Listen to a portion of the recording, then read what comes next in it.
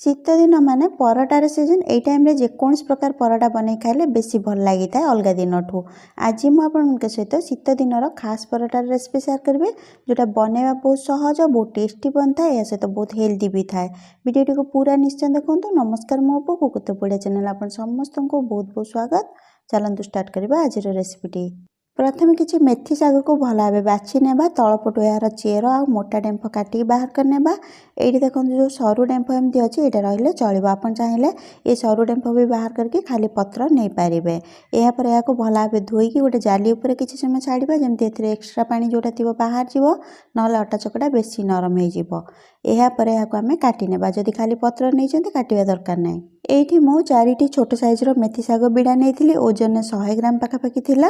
सफा करिया परे 50 रु 60 ग्राम पाखापाखि अच्छी। यापर आम यहाँ भल भाव काटिकी गोटे बोल रखा। आपड़ ये ध्यान देवे कि आगुरी काटिकी रखेनि कला पड़ज जो बनैया थो से काटे। ये शाग टे कम बेसी हेल्ले भी चलो किसी असुविधा ना। यापर आम ए गोटे बड़ साइजर पियाज को छोट छोट कर काटिकी देदेबा। जिते छोट आप काटिपारे काटिकी देवे एमती आपको बेलिया सहज हो।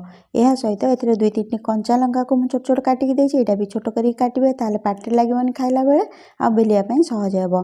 यह सहित 1 इंच अदा को कोरिकी देदेबा। काटिकी देबेनी खाइला बेले पाटी लागबो तो टेस्ट भल आसीबनी। यह सहित लूण स्वाद अनुसार देदेबा। ध्यान रखिबे एथरे आम अट्टा देबा से हिसाब रे आपण लूण देबे। जदि जानि पारनांती अट्टा देला परे लूण दियंतु ताले आपण जानि पारिबे। एहा परे एथरे गोटे छोट चमच जीरा देदेबा। आधा छोट चमच लंका गुंड मु देछि। आपण टिके कम बेसी करके निज हिसाब रे दियंतु। आ कंचा लंका पे आपण टिके कम बेसी करके निज हिसाब रे दे पारिबे। यह सहित आधा छोट चमच देदेबा हळदी गुंड टिके कम दे पारिबे बेसी देबेनी हळदिया लागिबो। यह सहित एथरे गोटे छोट चमच 4 भागरु भागे देदेबा जुआणी हाथ रे एमती चकटिकी देबा। एमती कले बहुत बढ़िया बास्ना आसीबो। जुआणी निश्चय दियंतु जेकोस प्रकार पराटारे खाଇବା ପାଇଁ ଭଲ ଲାଗିଥାଏ। यह सहित एटा पेट ପାଇଁ भी भल थाए।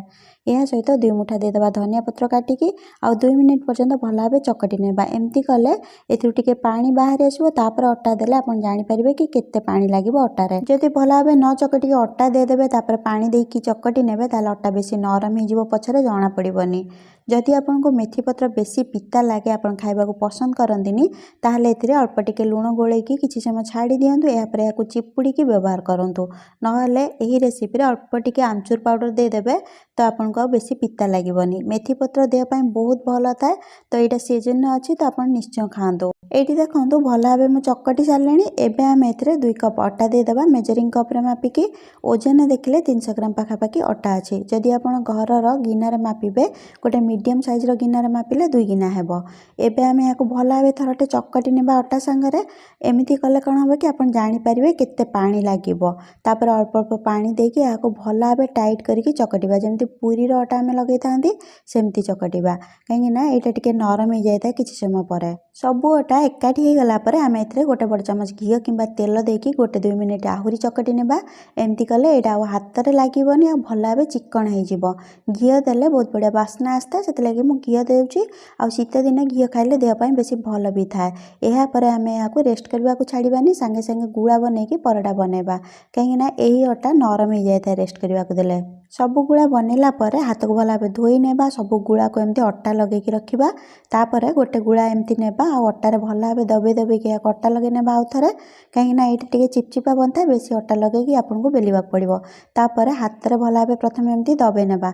एमती कले कोन होबो कि आपनको बेलिबा को सहज हेबो। तापरे आमे याकु बेली नेबा। एहा परे आपण एथिरे अल्प टिके टिके अट्टा छिंचिकी बेली पारबे जदि लागिबो। एठी देखंतु मु एतिकी मोटा बेलची। जेतिकी पतला किंबा मोटा आपनको पसंद थिबो से हिसाब रे आपण बेली पारबे। एटा बेसी पतला बेली होएनी काहेकि ना एथिरे पियाज थाए। एका संगरे 2-3 टी पराटा बेली के आपण रखि पारबे। बेसी बेली के एका बेले रखिबेनी परस्पर सहित लागि जिवो। एहा परे गोटे तावा को आमे भला भाबे गरम करनेबा। गोटे पराटा सेथिरे दे देबा। आ एठी फ्लेम को आमे हाई रे किंबा मीडियम हाई रे रखिबा। आ जेमती मु देखंतु बुले बुले के याकु सेकुची सेमती बुले बुले की सेकिले यार साइड गुडा भला भाबे सेकी हे जिवो। एहा परे आमे एथिरे घी किंबा तेल दे देबा। आपण चाहिले साइड रु भी दे पारिबे नले ऊपर एमती लगे पारिबे। घी देले बेसी भल लागि थाए। शीत दिन घी भी भल थाए देह पई। आपण चाहिले तेल रे याकु सेकी पारिबे। घी किंबा तेल देला परे आमे फ्लेम को लो मीडियम कुकर नेबा आ लो मीडियम फ्लेम रे किंबा लो फ्लेम रे भल भाबे आमे याकू सेकिबा। बाकी परोटा आमे सेकिला बेले ध्यान देई थांती कि कलर आसला पर बाहर कर नै थांती। एही परोटा को आपण लो फ्लेम रे भल भाबे बास्ना आसिया पर्यंत सेकिबे। मेथी पत्र रो गोटे बास्ना थाए सेटा जे पर्यंत आसीनी से पर्यंत आपण परोटा को सेकी नेबे नहले भल लागिबोनी खाया पई। सेम प्रोसेस रे सब परोटा को बनै नेबा। ठंडा ठंडा पाग रे गरमा गरम मेथी परोटा बहुत बढ़िया लगी थाए खाया पई। आपण याकू खाली भी खाई परिबे नहले दही चटनी सॉस सहित भी खाई परिबे बहुत बढ़िया लगी थाए। रेसिपी को थोड़ा ट्राई करके देखंतु केमती लागिला कमेंट सेक्शन में लिखा को भूलिबेनी। भल लागिथिले गोटे लाइक करंतु निज फ्रेंड्स और फैमिली सहित याकू शेयर करंतु। चैनल नुआ थिले चैनल को सब्सक्राइब करंतु। पुन देखा गोटे नुआ रेसिपी रे से पर्यंत खुशी रुहंतु हेल्दी रुहंतु और सेफ रुहंतु।